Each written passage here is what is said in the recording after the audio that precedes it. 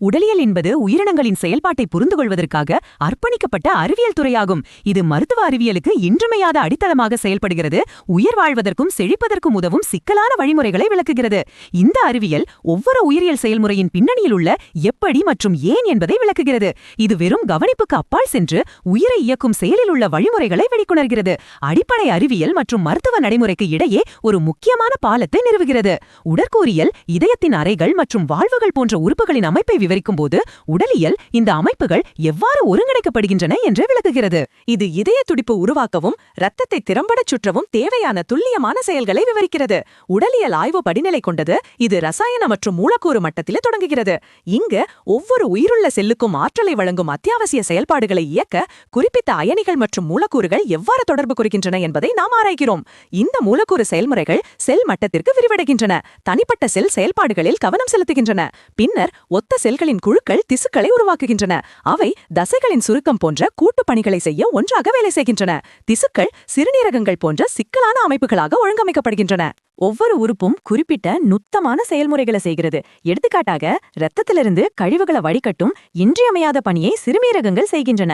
உறுப்புகள் நாளமில்லா சுரப்பி மண்டலம் போன்ற உறுப்பு மண்டலங்களுக்குள் இணக்கமா செயல்படுகின்றன. இந்த அமைப்புகள் ஹார்மோன்களை ஒழுங்குபடுத்துவது போன்ற பல செயல்பாடுகளை ஒருங்கிணைத்து முழு உயிரினமும் ஒரு ஒற்றை ஒருங்கிணைந்த மற்றும் செயல்படும் அலகாக செயல்படுவதை உறுதி செய்கின்றன.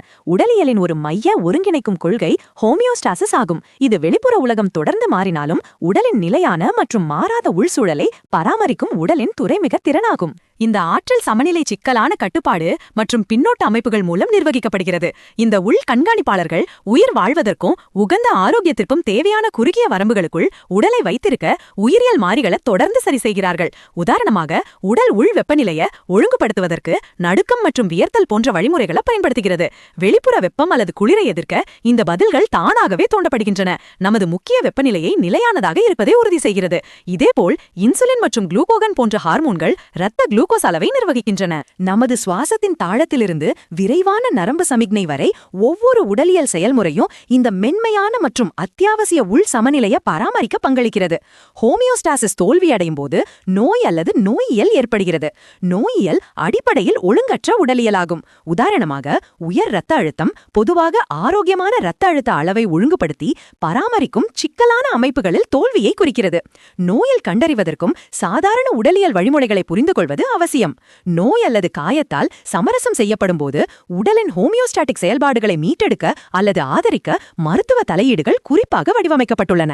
முடிவில் உடலியல் என்பது உயிரியல் செயல்பாட்டின் ஒருங்கிணைந்த அறிவியலாகும். இது ஹோமியோஸ்டாசிஸ் பராமரிப்புல கவனம் செலுத்துகிறது. நோயை கண்டறிவதற்கும் பயனுள்ள சிகிச்சைகளை உருவாக்குவதற்கும் சாதாரண செயல்பாட்டை பற்றிய முழுமையான புரிதல் அடிப்படை தேவையாகும்.